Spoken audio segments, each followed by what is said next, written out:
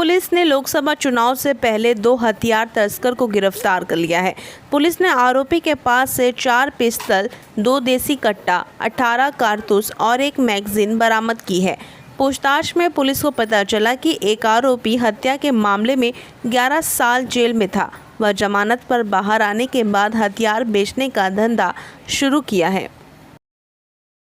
Election कमिशनच्या सुद्धा guidelines आहेत आणि माननीय पोलीस आयुक्त आशुतोष डोंगरे सरांच्याही सूचना होत्या की अवैध शस्त्र विक्री असेल किंवा अवैध शस्त्र साठा असेल त्याच्यावरती कारवाई पोलीस कमिशनरेटमध्ये करावायची आहे। त्या अनुषंगानं क्राईम ब्रँच ठाणे यांच्या अंतर्गत असणारं खंडणीविरोधी पथक आणि विशेष कृती दलचे सहाय्यक पोलीस आयुक्त शेखर बागडे आणि त्यांची पूर्ण team PI Vanita Patil madam, API Tarmale साहेब, एपीआय गोरे साहेब, पीएसआय राठोड साहेब आणि त्यांची पूर्ण टीम यांना एक इन्फॉर्मेशन होती की राबोडीच्या हद्दीमध्ये वेपन विक्री करता एक आरोपी येत आहे। त्या अनुषंगानं त्यांनी ट्रॅप आयोजित केला।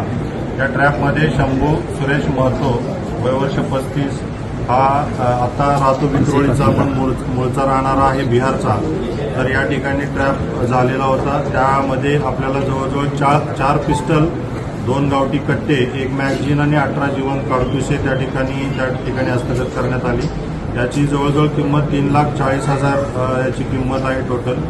आणि याच्यामध्ये आता पुढेही याच्यामध्ये हे वेपन आणले कुठून आणि या ठिकाणी विक्री करण्यासाठी कोणाला आले होते याचा तपास चालू आहे। प्राथमिक माहितीमध्ये असं कळतं की बिहारमधून वेपन आणलेले होते।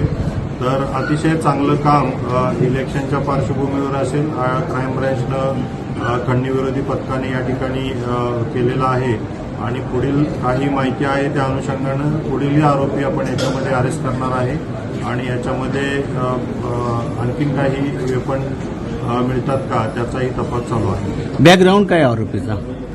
हा जो आरोपी आपण शंभू सुरेश महतो जो आपण यामध्ये जो विक्री करताना वेपन पकडलेला आहे हा जुना खुनाच्या गुन्ह्यामध्ये जेलमध्ये होता। 11 वर्ष शिक्षा भोगून हा बाहेर बेलवरती सध्या आलेला आहे आणि बाहेर बेलवरती असताना अशा पद्धतीचा हा ट्रेड करताना वेपनचा ट्रेड करताना आपल्याला मिळून आलेला आहे। ते हत्यार